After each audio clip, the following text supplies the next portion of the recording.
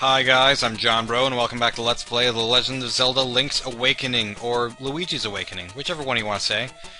Anyways, we are going to go around through the mysterious woods and fight moblins, which are supposed to be pigs, I guess, but they look more like really fat dogs to me, with gangster sweaters. Anyways, or jackets, I guess there would be leather jackets. But in any case, this will be, as you would probably guess, this is a forest, and every forest in a Zelda game is a maze. So we will want to figure out a way through this maze, and that is why we have a map. We can press select to look at the map, and that's about it. But that's actually not all we can do with the map, but the other thing that we can do with it is cheating, because as you can see we are on this screen, there's this screen right here. If you go between screens, like right before you have a little transition motion between screens, try pressing the select button, look at your map, and all of a sudden you're on the top of the next screen.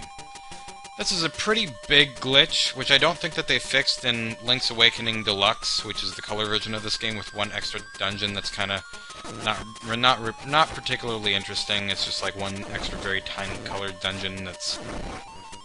I don't even know if it gives you anything, but yeah. I don't think that's something that they fixed. I could be totally wrong, however, but yeah. People typically... I am moonwalking.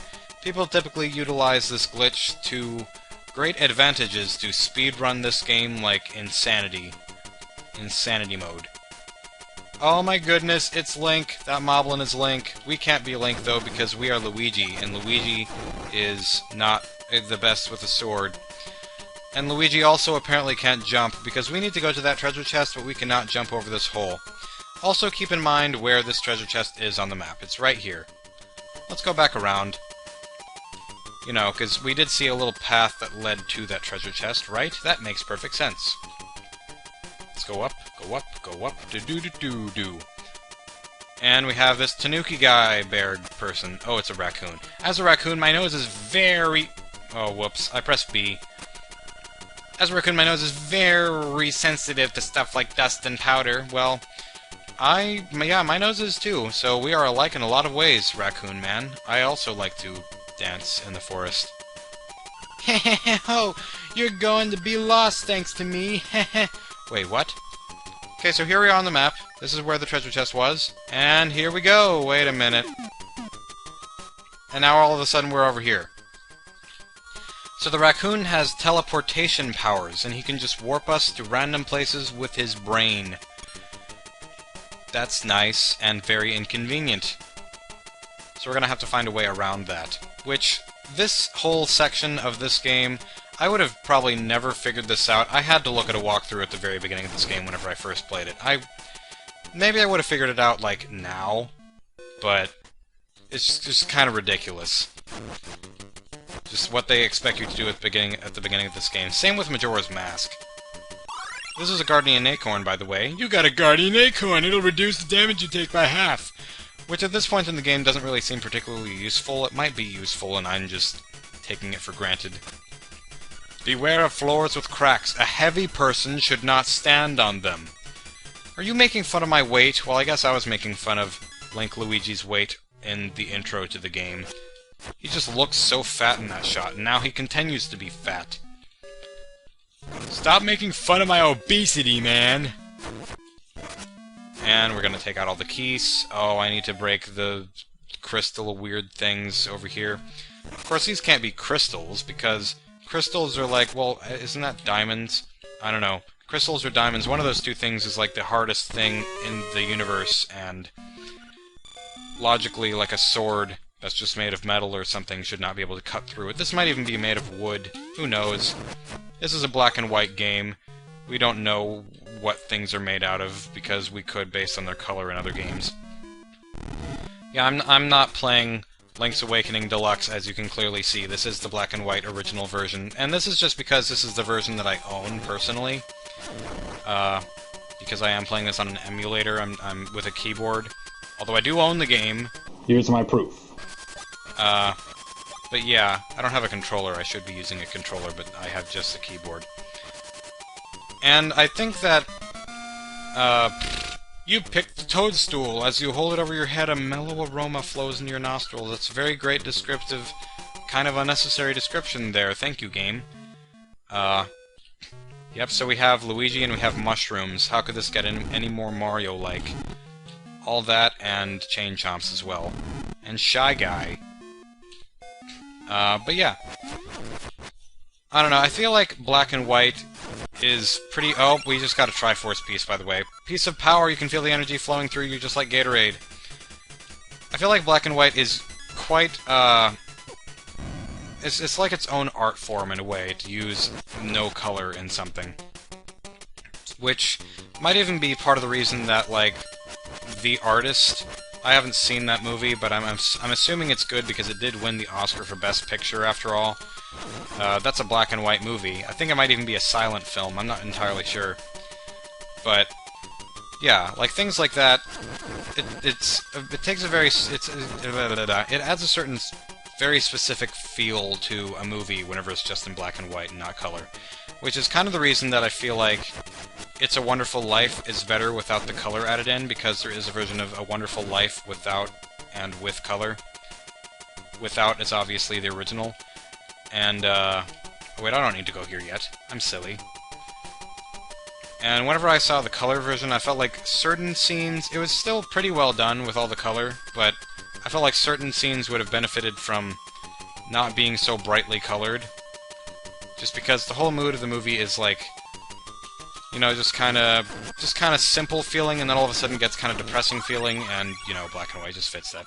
We got a Guardian Acorn again, yeah!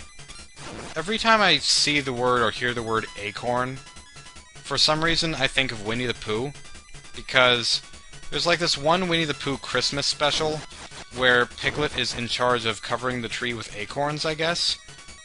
I don't even know. There's a heart piece that we can't get. Just, you know, showcased for us on display, and we just can't get it because of that thin line of grass, or glass, not grass. Maybe I was distracted by these swirly grass things that kind of look like they're from Minish Cap. Let's go into this tree house that looks almost nothing like a tree or a house. You seem to have a rodent problem, lady. Double toil and trouble, a toadstool mix makes powder for tricks. You didn't put a period or a comma in the middle of that sentence, so it kind of sounded awkward. Yeah, this is a witch lady, I suppose. You don't really look like you do much.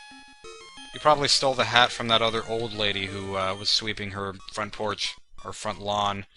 There are no porches in a Zelda game, that would be silly. Well, actually, no, that wouldn't be silly. So we have a mushroom, let's give it to her. Not slash her open.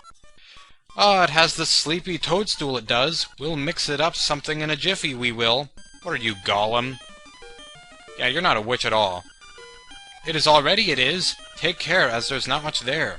Why not try a bit in my hut? You're like a mix of Gollum and Yoda.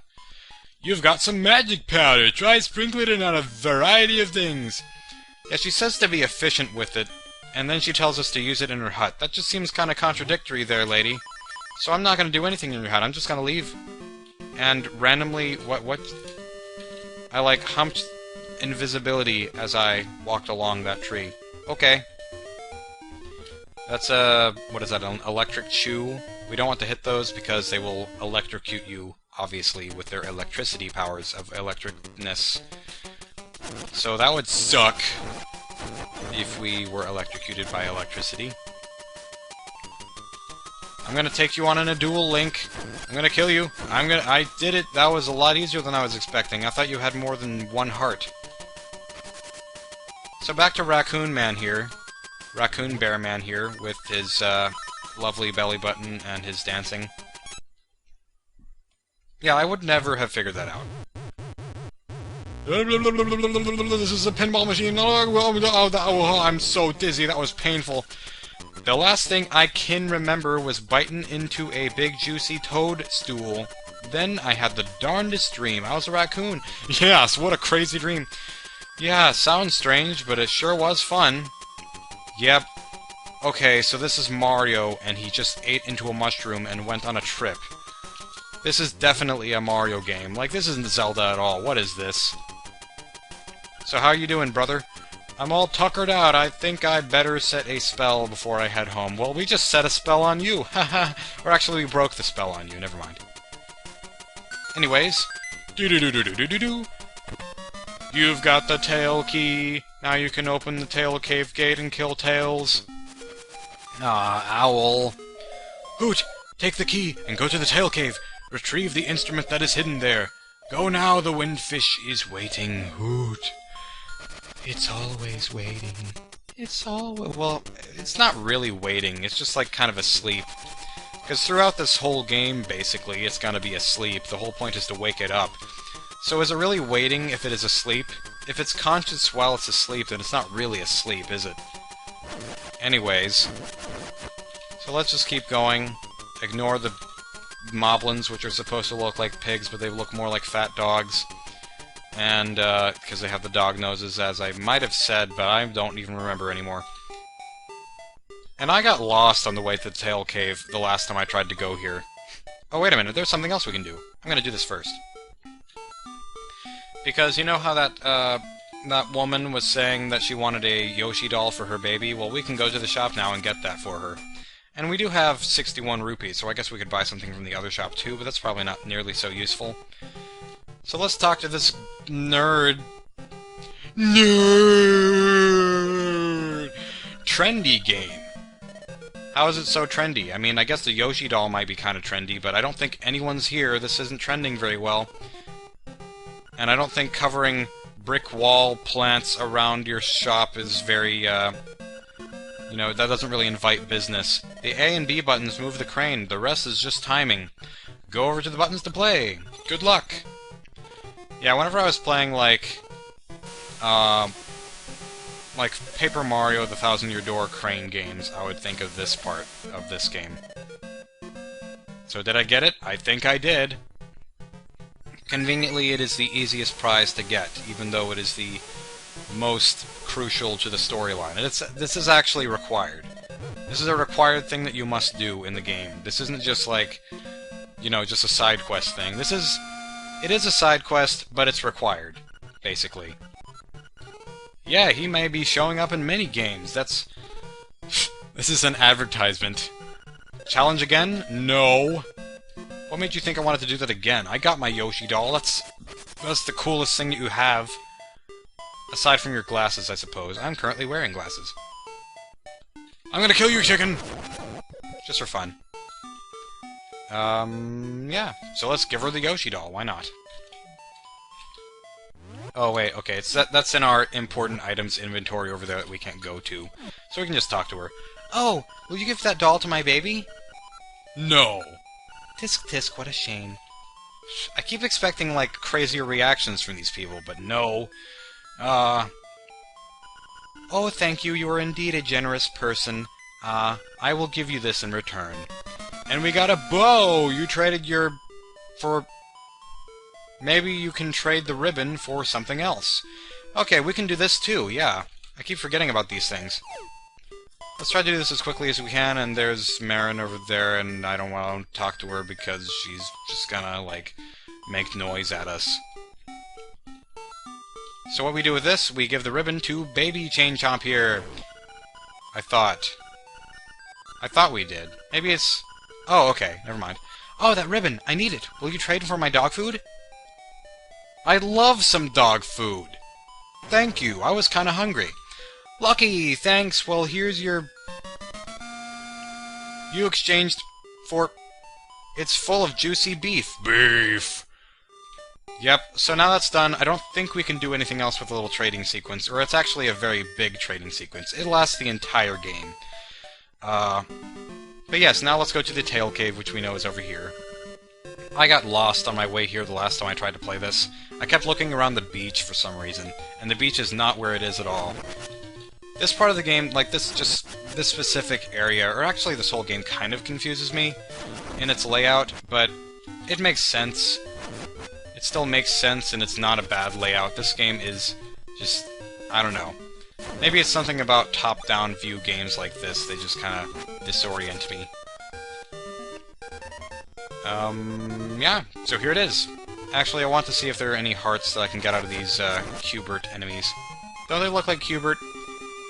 Octorok totally looks like Q*bert. So we have these tails that look like Moldorms, and this one with the keyhole kind of looks like it has a doofy mouth.